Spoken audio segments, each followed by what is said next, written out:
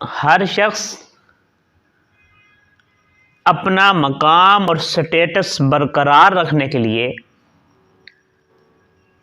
جد و جہد کرتا ہے اور کوشش کرتا ہے کہ میرا سٹیٹس، میرا مقام، میرا مرتبہ وہ بلند رہے، اور اس کے لیے چاہے اس کو غرور اور تکبر ہی کرنا کیوں نہ پڑے، اپنی اوقات سے باہر ہی کیوں نہ نکلنا پڑے، لیکن اگر آپ بلندی چاہتے ہیں،